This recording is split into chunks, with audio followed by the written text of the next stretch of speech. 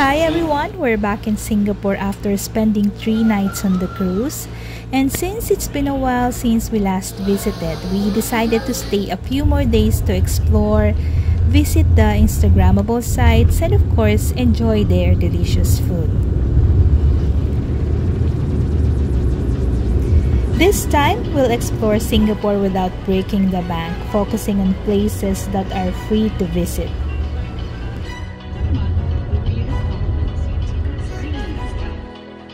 Just a quick recap from the time we arrived in Singapore, just to give you a brief overview of our journey before boarding the cruise. We arrived in Singapore via Cebu Pacific and we pick up the SIM card from this Cheers convenience store, which according to my research offers better rates compared to others daw. While the hotel we booked through Klook provided a free airport pickup naman, so we didn't have much time talaga to explore the airport.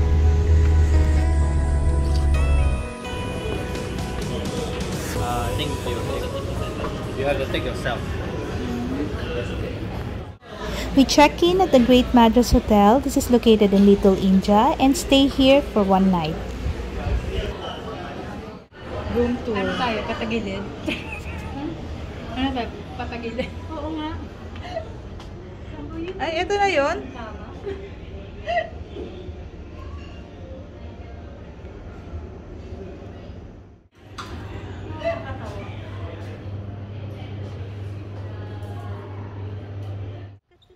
For dinner, we headed to Newton Food Center and tried some of the recommended Michelin-rated stalls here.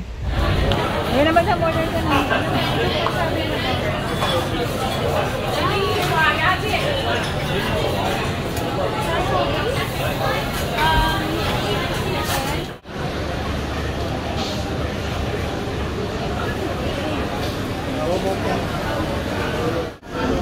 Kaya anong sayang kung may bariya?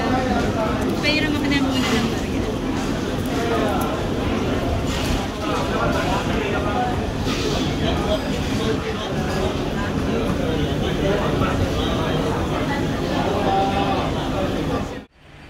We woke up early the next day to explore Little India before kami mag-board ng cruise.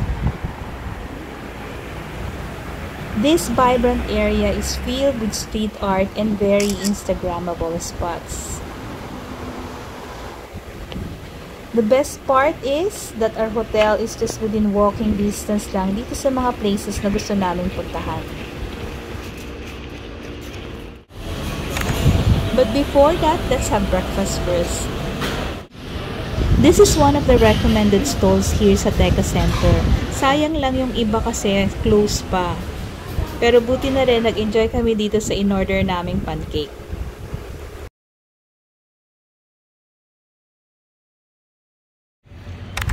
Three minutes walk from Teka Center, you will find this very Instagrammable spot here sa Little India. Walang kakulay-kulay, di ba? Kasi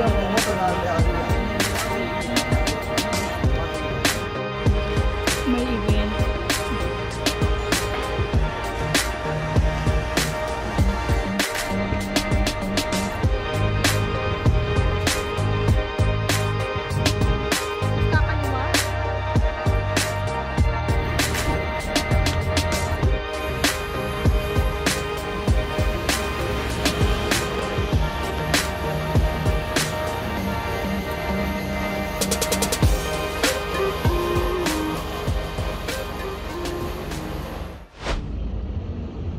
Now that we're back in Singapore, let's continue our hunt for Instagrammable spots. We're staying in Clarke Quay this time, and our first spot, actually this place is just 4-minute walk from our hotel.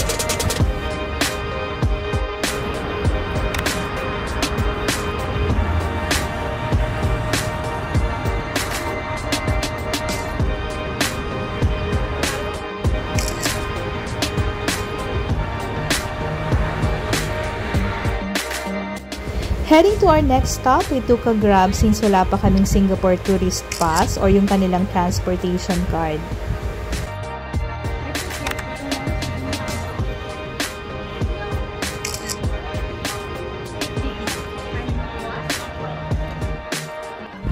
Taking a Grab is a convenient way to get around the city, pero nakakabutas nga siya ng bulsa, and actually tipid mode tong trip namin. Kaya lang, since hindi kami nakakuha sa airport, medyo limited lang din yung places where to buy the Singapore Tourist Pass.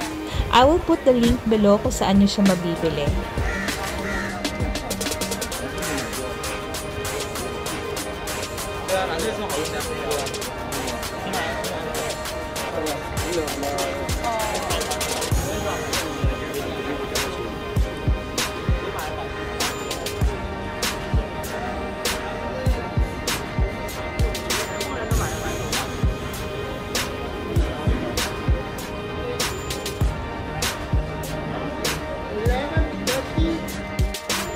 Finally here, ito yung nakikita kong spot sa mga Instagram post.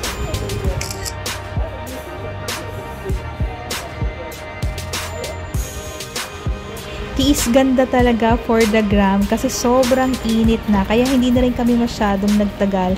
So we took a grab again to our next destination, which is the Chimes.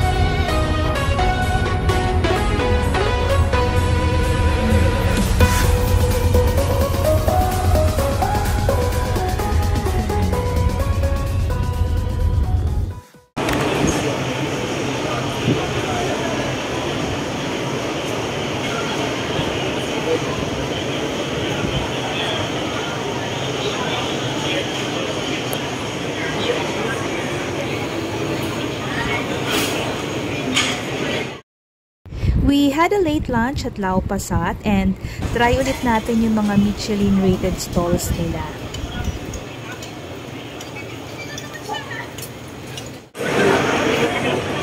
Ay, nag-video na ba siya?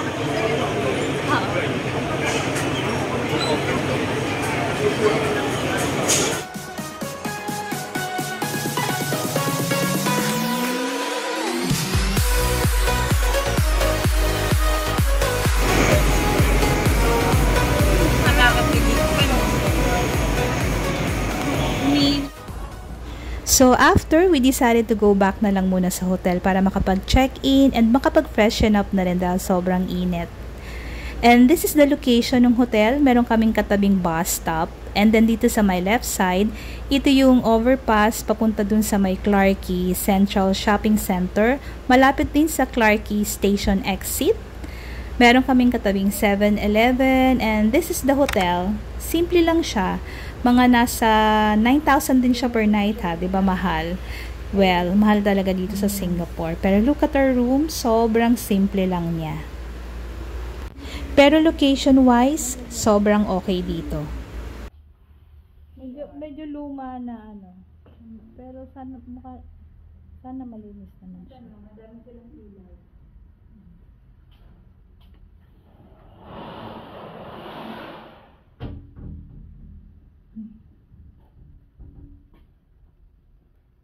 Dito nakagad yung ano. Good thing, walking distance lang ang Chinatown sa hotel namin. Kaya bumili muna kami ng transportation card before kami pumunta dito sa Marina. Kasi sobrang mahal talaga pag nag-grab kayo.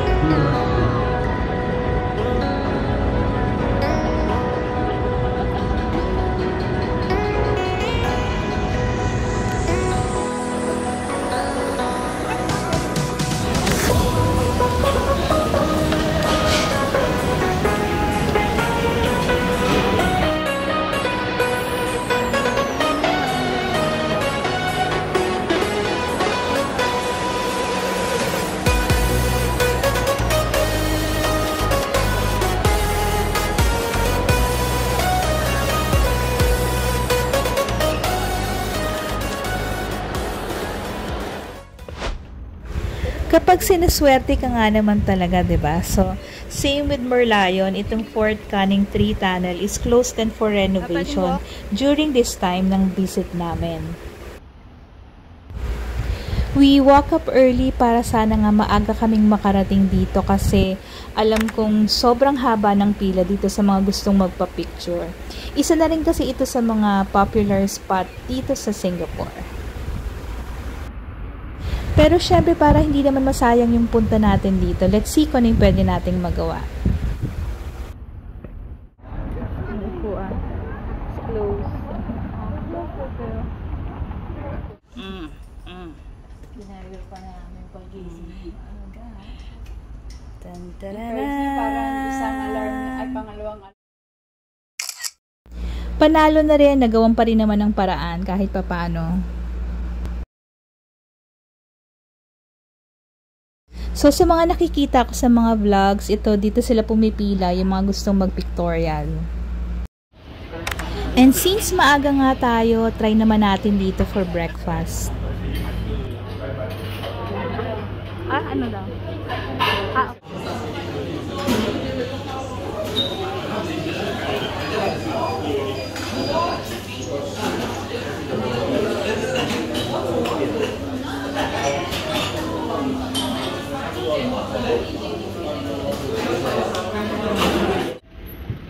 Now, let's venture out and visit Katong, which is located in the east coast of Singapore. This Joo Chiat Road is famous for its Peranakan houses and has won several architectural and heritage awards na, including the UNESCO Asia Pacific Awards for Cultural Heritage Conservation.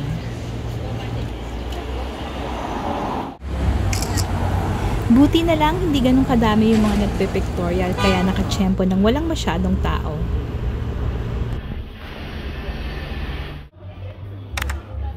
Another famous spot here is the Haji Lane, and before we explore this touristy area, let's go find some food first.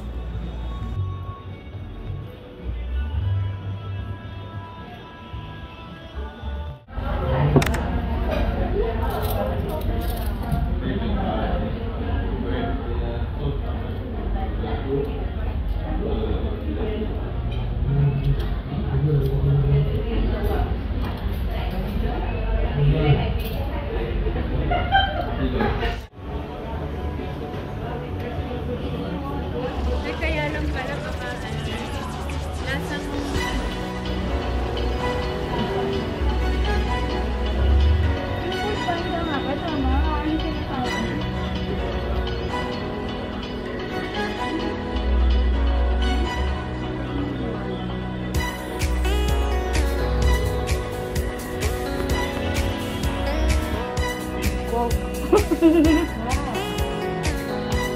this one I will just try. Masarap naman siya in fairness, pero I'm good with just one slice lang.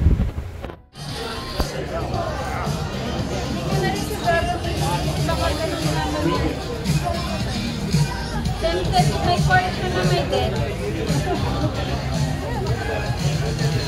Lem ka naman ako. Ganda. Ayan, dyan tayo ka lang dyan, madam. We could do that.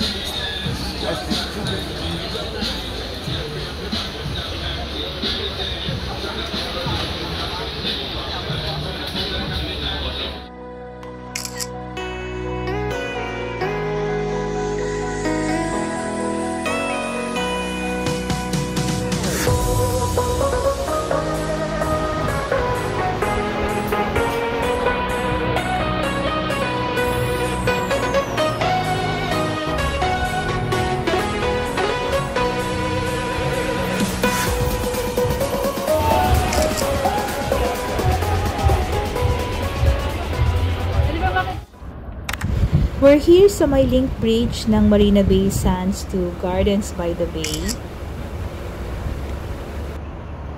Maganda rin yung spot dito para magpa-picture. Medyo madami nga lang taong dumadaan pero tiyempuhan lang.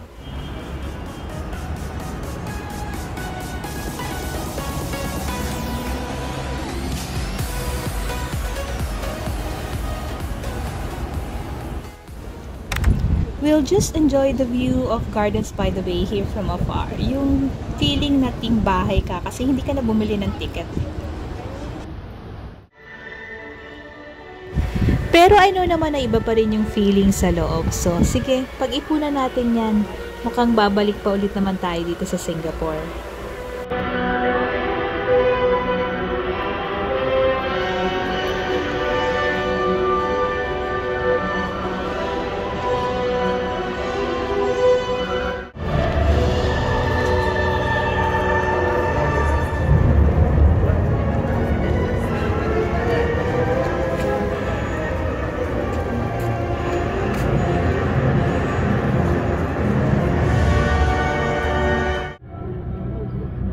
So, for dinner, nag 7-Eleven na lang kami since medyo busog pa kami from our late lunch.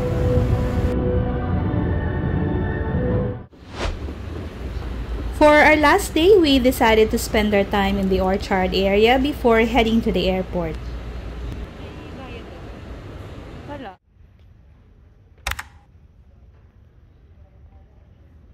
Since we're here in Orchard, isama na rin natin tong library sa itinerary. It's my first time here and actually included din to sa list ng mga Instagrammable site. Surprisingly, marami kaming nakasabay na nagpapapicture lang din for the gram.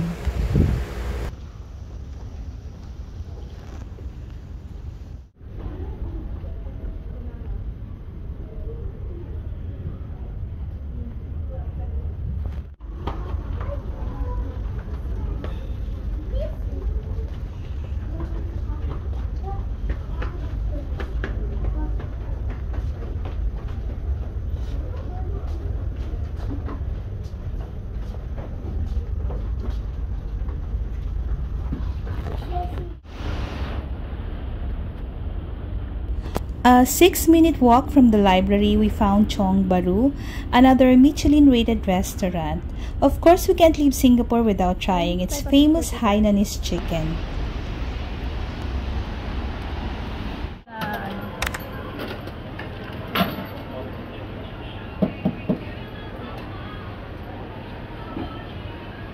Michelin pa.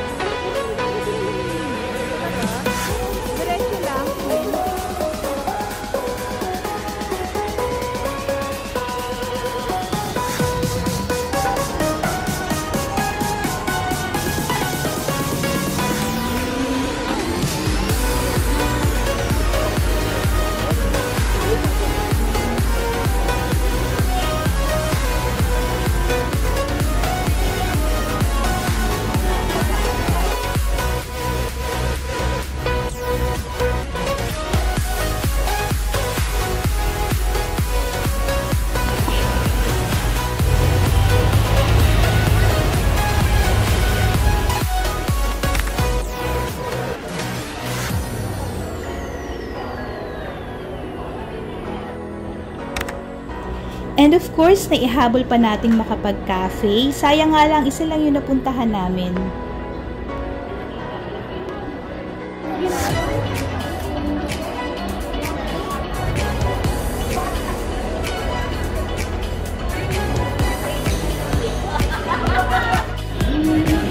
Hindi pa pala sila lahat.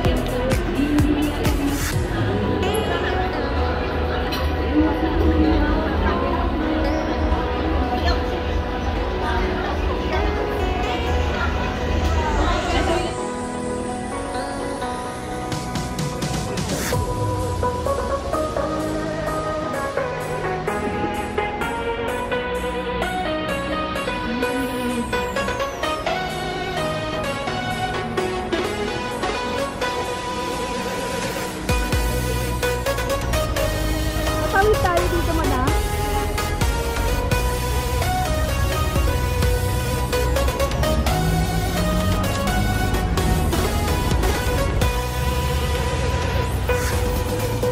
Ako 5% kaya kung wala lang makita, oh.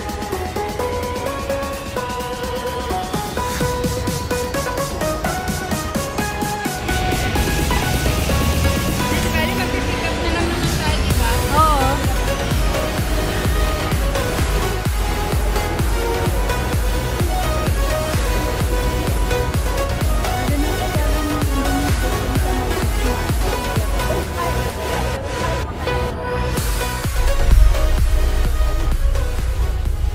We pick up our luggage and nag-grab na lang kami papunta ng airport. Dito kami sa may Terminal 2 nagpababa kasi ito yung bago nilang attraction sa Changi. Kakabukas lang niya 4 days ago.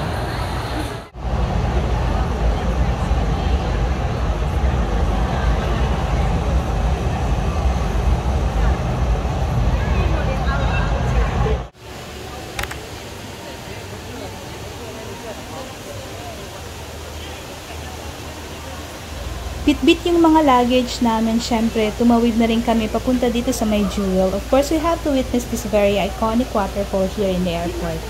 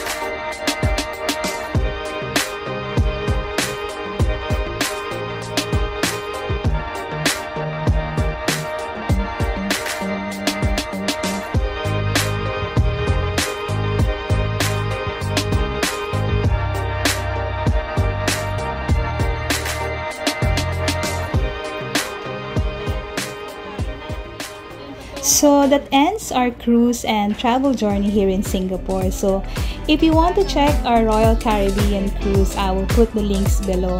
So thank you all for watching and see you on my next vlog.